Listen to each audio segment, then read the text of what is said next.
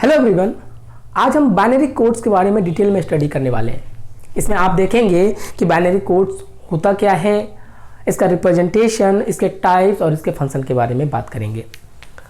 अगर मैं binary codes के बारे में बात करूं तो हमें पता है कि डिजिटल सिस्टम में जितने भी सर्किट और इसके कंपोनेंट होते हैं वो सारे 0-1 के फॉर्म में डेटा को प्रोसेस करते हैं। कहने का मतलब ये है कि अगर मैं यहाँ पे किसी डेटा को रिप्रेजेंट करना चाहूँ तो हमारे डिजिटल सिस्टम में हर एक सर्किट 0-1 के फॉर्म में डेटा को रिप्रेजेंट करता है। अब यहाँ पे बात आएगी डेटा क्या, तो डेटा में आप बोल सकते हैं कि डेटा या तो न्यूमेरिकल हो सकता है या फिर अल्फ़ाबेटिकल हो सकता है या फिर सिंबॉलिक हो सकता है। तो इस तरह से अगर हम किसी भी डेटा को रिप्रेजेंट करना चाहते हैं तो डिजिटल इलेक्ट्रॉनिक्स के अकॉर्डिंग हर एक डेटा को 0-1 के फॉर्म में रिप्रेजेंट किया जाता है। क्लियर है। अब इस डेटा को रिप्रेजेंट करने के लिए 0-1 का एक सर्टेन ग्रुप बनाया जाता है।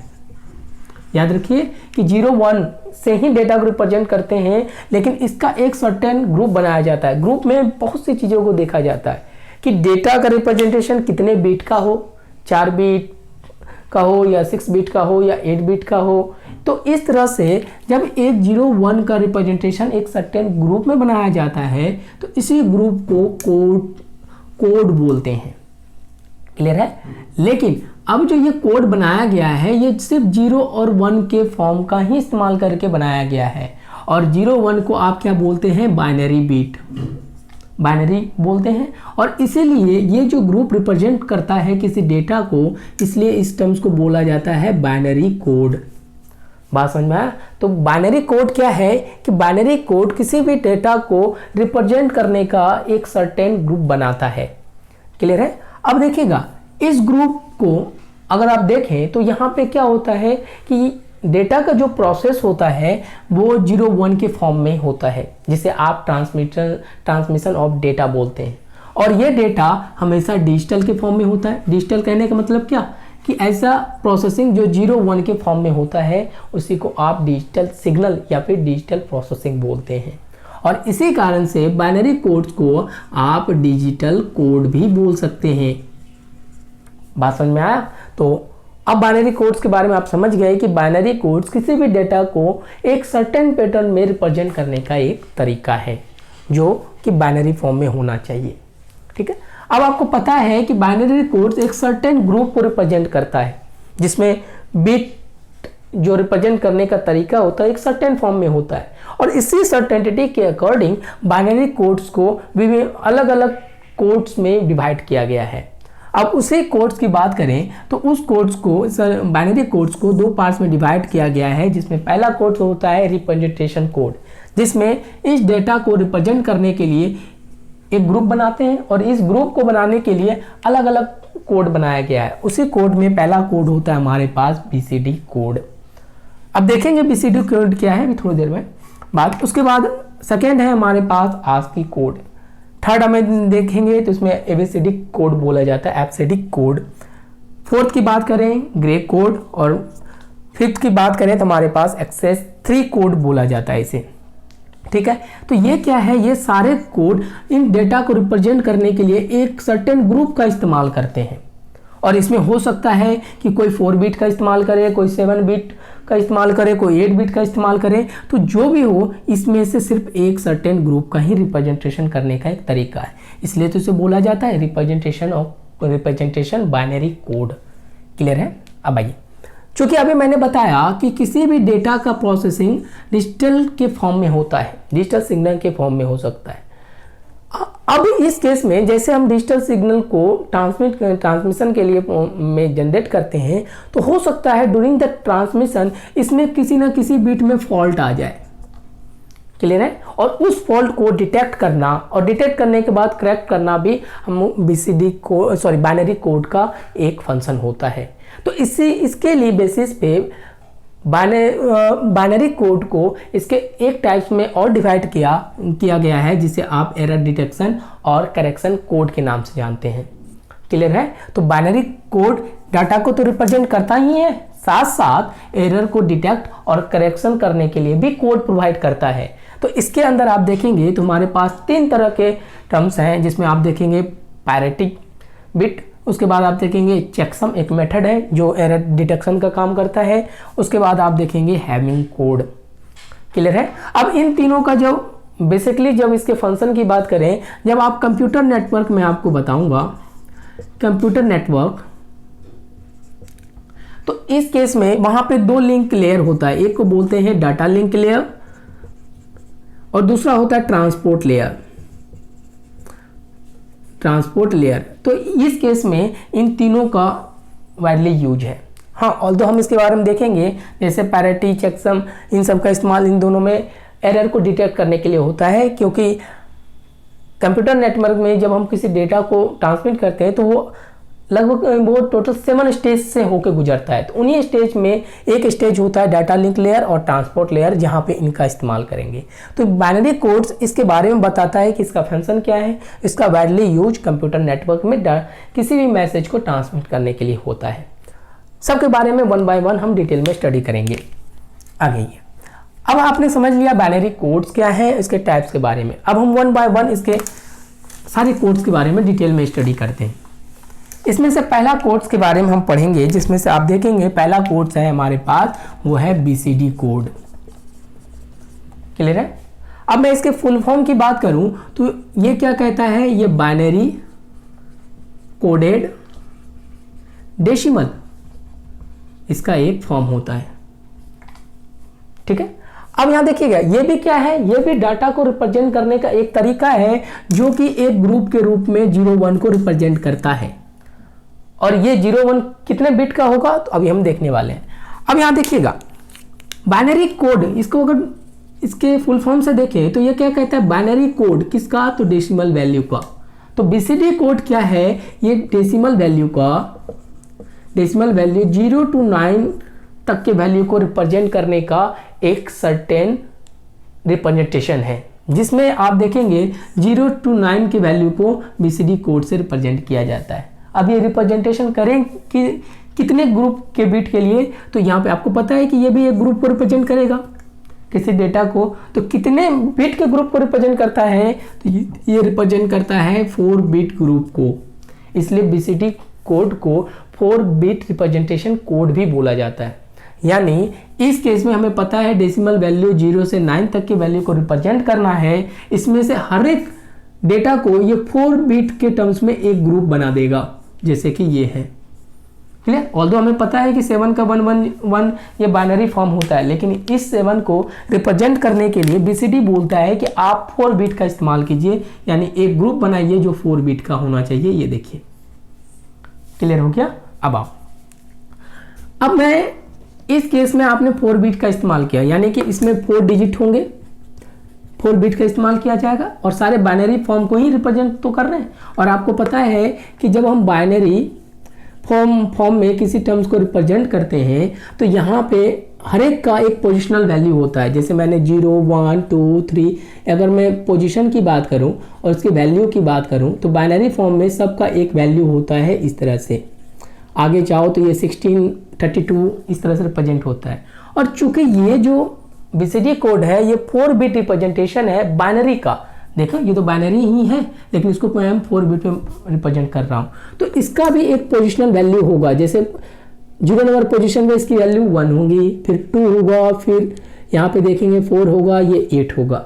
यानी 4 बिट रिप्रेजेंटेशन में इसका वैल्यू कहाँ से कहाँ तक मूव कर सकता है, 1 से लेके 8 तक।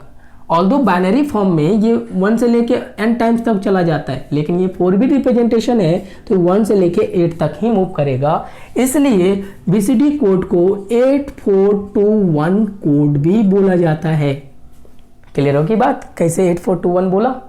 अब चूंकि पता है कि ये बाइनरी BCD कोड जो 8421 के फॉर्म में अपने पोजिशनल वैल्यू को रिप्रेजेंट करता है, और आपको पता है जिस कोड का पोजिशनल वैल्यू होता है उस कोड को वेटेड कोड कहते हैं।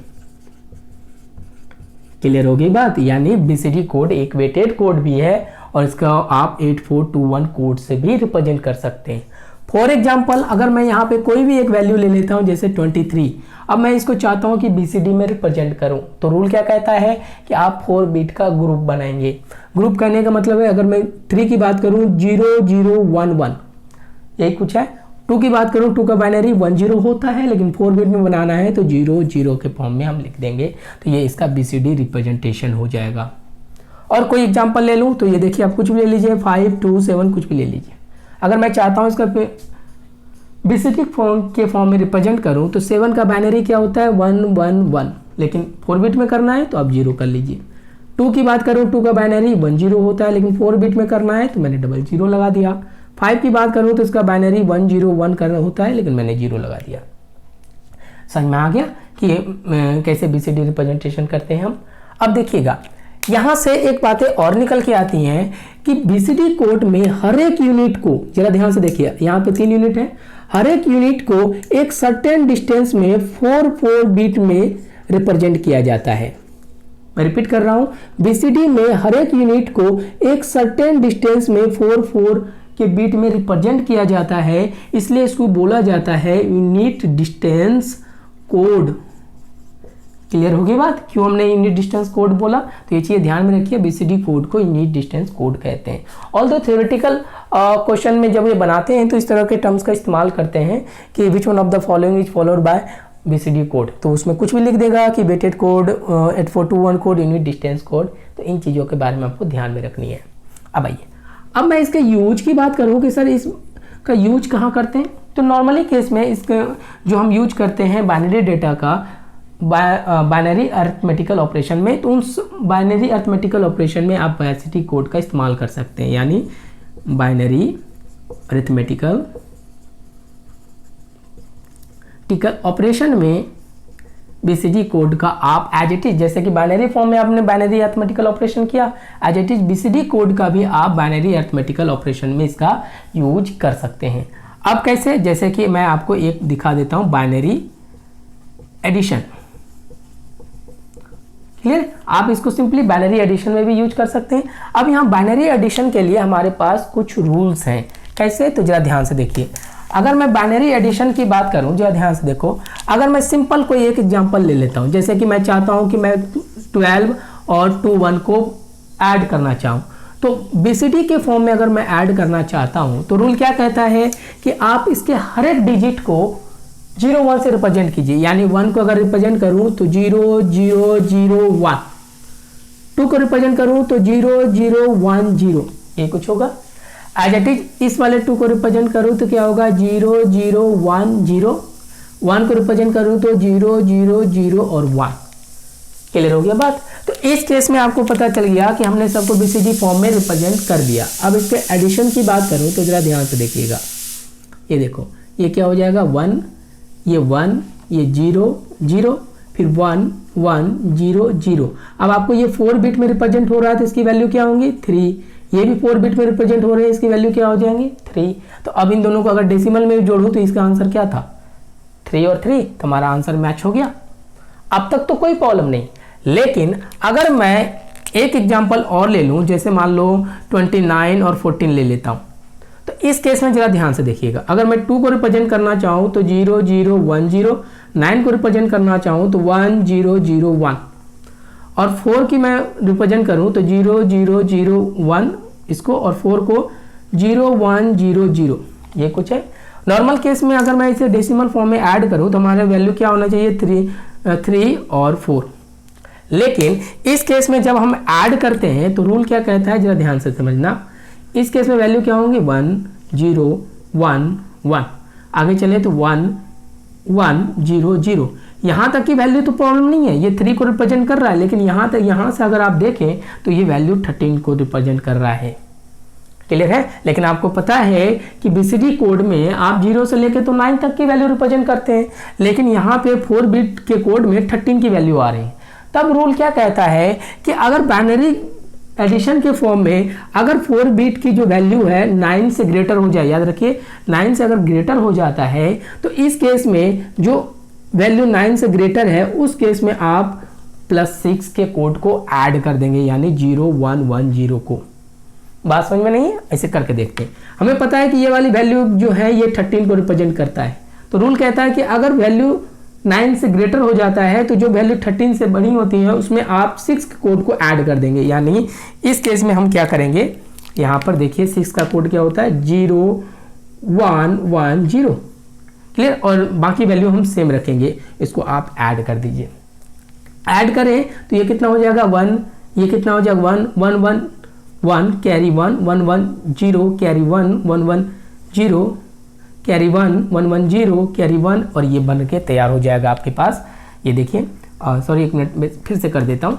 ये हो गया 1 1 1 1 0 कैरी 1 1 1 0 कैरी 1 1 1 0 कैरी 1 1 1 0 कैरी 1 1 और 0, ये कुछ हो जाएगा। अब इसको ध्यान से देखिए, अब हम इसको 4 बिट में रिप्रेजेंट करें तो यहाँ देखिए ये इस तरह से और ये यहाँ पर, तो ये देखना 0 1 0 0 ये किसको रिप्रेजेंट करेगा 4 को, 0 0 1 1 किसको रिप्रेजेंट किया 3 को, तो आंसर मिल गया। तो इन चीज़ों को ध्यान में रखिएगा कि बाइनरी एडिशन के केस में अगर वैल्यू 0 to 9 के बीच है तो नो प्रॉब्लम। अगर कोई 4 बिट का आंसर 9 से ग्रेटर आ जाता है तो इस केस में आप 6 के कोड को उस ग्रेटर वैल्यू के साथ ऐड कर सकते हैं। यहाँ पर जैसे मैंने ये 6 के कोड को ऐड किया तो उससे हमारा प्रॉपर आंसर में ये कन्वर्ट हो जाएगा। क्लियर है? तो ये आपके पास फुल एक्सप्लेनेशन था आपके BCD कोड का। Thank you.